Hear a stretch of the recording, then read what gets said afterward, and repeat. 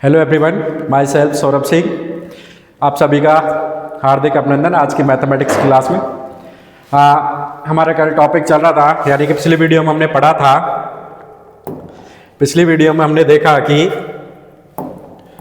जो अनडायरेक्टेड जो ग्राफ है, अदिष्ट ग्राफ है, उसकी बात चल रही थी। उसमें भी हम जो चल रहे थे हमारा आसन्नता आव्यूह और आपतन आव्यूह की बात कर रहे थे हम। और एडजेसेंट जो मैट्रिक्स है आपतन आसन्नता आव्यूह, उसका क्वेश्चन हमने कल कंप्लीट कर लिया था।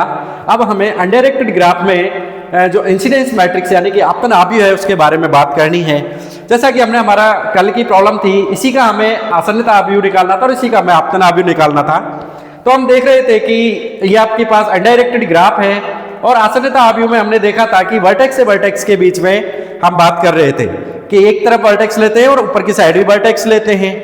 लेकिन जो आपका इंसिडेंस मैट्रिक्स है आपतन आव्यूह है, उसमें एक साइड हम वर्टेक्स लेते हैं लेफ्ट साइड, और अपर साइड यानी कि हम जो कोर है यानी कि एजेज है उनके बारे में हम लिखते हैं और फिर उनके हम जो रिलेशन होता है उनके बीच में वो हम बात करते हैं। तो सबसे पहले अपने पास पता है कि कितने वर्टेक्स है, 5 वर्टेक्स है, V1, V2, V3, V4 and V5। 5 vertex हमने लिख लिए, 5 वर्टेक्स हैं। अब इनके बीच में जो कोर है, ये लास्ट कोर E10 है, तो E1 से स्टार्ट करेंगे। E1, E2, E3, E4, E5, E6, E7, E8, E9 and E10।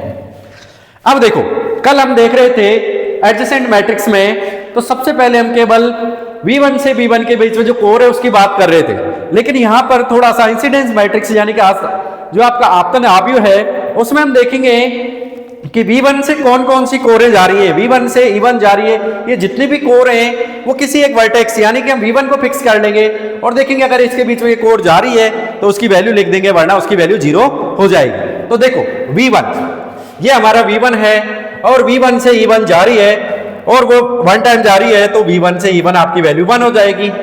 और V1 से E2 भी आपकी जा रही है तो इसकी भी वैल्यू 1 हो जाएगी। और V1 से E3 आपकी जा नहीं रही तो इसकी वैल्यू 0 हो जाएगी। E4 भी नहीं जा रही तो इसकी वैल्यू 0 हो जाएगी।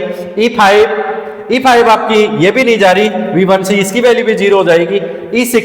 E6 की आपकी V1 से नहीं जा रही तो ये भी 0 हो जाएगा। E7 V1 से जा रहा है इसलिए इसकी वैल्यू 1 हो जाएगी। E7 के बाद E8, ये भी आपकी जा रही है V1 से तो इसकी वैल्यू 1 हो जाएगी। और E9 आपकी ये भी V1 से जा रही है तो इसकी भी वैल्यू 1 हो जाएगी। E10 हम देख रहे हैं ये इससे नहीं जा रही तो इसकी वैल्यू 0 हो जाएगी। अब V1 से जितनी भी कोरें जा रही थी उनकी वैल्यू तो 1 हो गई। जो कोर इससे यानी कि जो एज इससे नहीं जा रही है वो इसकी वैल्यू क्या हो जाएगी, आपकी 0 हो जाएगी। अब V2 के लिए देखेंगे। V2 आपका वर्टेक्स ये रहा, V2 से E1 आपकी जा रही है, V2 से E2 आपकी ये जाना है, अटैच होना देख सकते हैं कि इसके बीच में ये V2 से कहीं आना जाना, इसमें कोई डायरेक्शन तो है नहीं। बस ये देखना है कि अनडायरेक्टेड ग्राफ में आपका कोई ऐसा होता नहीं है कि वो आ रही है जा रही है, बस ये से अटैच है कोर तो हम उसकी वैल्यू लिख देते हैं। V2 से E2 अटैच है तो इसकी वैल्यू 1 लिख देंगे। V2 से E3 आपकी है, इसकी भी वैल्यू 1 हो जाएगी। E4 देख रहे हैं हम कहां पे है, E4 V2 से नहीं जा रही तो इसकी वैल्यू 0 हो जाएगी। E5 ये देखो, E5 जो V2 से बिल्कुल भी नहीं जा रही है 0 हो जाएगी। E6 आपका 0। E7 V2 से नहीं जा रही तो इसकी भी वैल्यू 0 हो जाएगी। E8 V2 से E8 नहीं जा रही तो इसकी भी वैल्यू 0। E9 हम देख रहे हैं कहां पर है, ये E9 है लेकिन ये V2 से नहीं जा रही तो 0 हो जाएगी। और E10 ये भी V2 से अटैच नहीं तो इसकी भी वैल्यू आपकी 0 हो जाएगी। अब हम आएंगे V3 के पास। V3 से E1 नहीं जा रही 0, V3 से E2 आपकी जा रही है, इसकी वैल्यू 1 हो जाएगी। V3 से E3 आपकी जा रही है तो 1 हो जाएगी। V3 से E4 अटैच है तो 1 हो जाएगा। V3 से E5 हाँ जा रही है तो इसकी वैल्यू 1 हो जाएगी। E6 V3 से नहीं जा रही तो इसकी वैल्यू 0 हो जाएगी। और E7 देखते हैं, वो भी V3 से नहीं जा रही 0। E8 ये भी आपके V3 से नहीं पास आउट नहीं हो रही तो ये भी 0 हो जाएगी। E9 V3 से जा रही है तो इसकी वैल्यू 1 हो जाएगी। और E10 आपकी ये रही तो ये भी जा रही है तो इसकी भी वैल्यू आपकी क्या हो जाएगी, तो हमने V1 V2 V3 के लिए वो सारी कोरें देख ली जो किसी न किसी सीड्स से अटैच हो रही हैं और जिस वर्टेक्स हमें चाहिए वहां से भी वो अटैच हो रही है। अब ऐसे सिमिलरली V4 के लिए हम बात करते हैं, तो देखते हैं V4 के लिए। तो देखो V4, ये आपका V4 है, V4 से E1 आपकी जा नहीं रही तो इसकी वैल्यू 0 हो जाएगी। V4 से E2 वो भी नहीं जा रही, 0 हो जाएगी।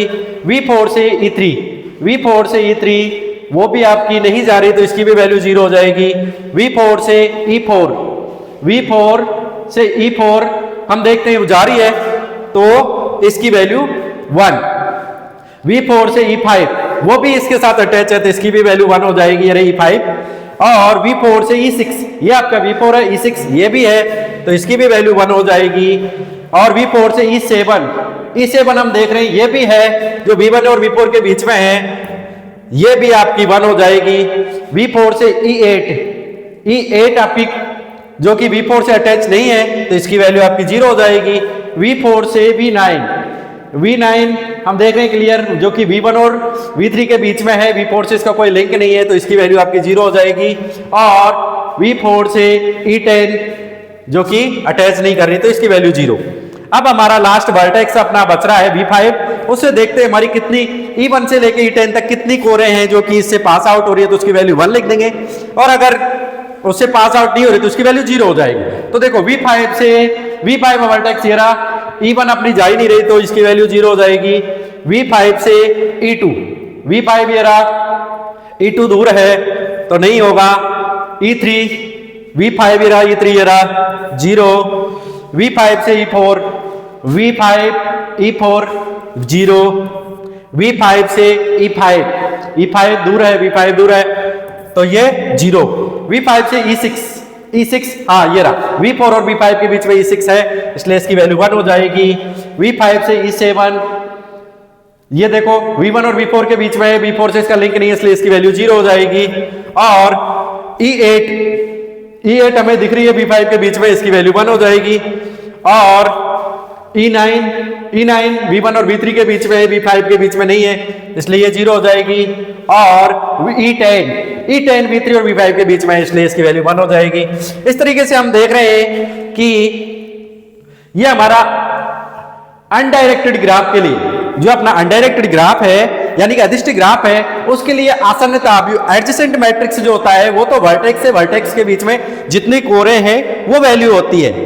और जो आपका आपतन आव्यूह है यानी कि इंसिडेंस जो मैट्रिक्स होता है उसके लिए V1 से ये जितनी भी कोरें हैं वो अटैच है, जो कोर अटैच है उसकी वैल्यू तो आ जाएगी 1 और जो कोर अटैच नहीं है उसकी वैल्यू 0 हो जाएगी।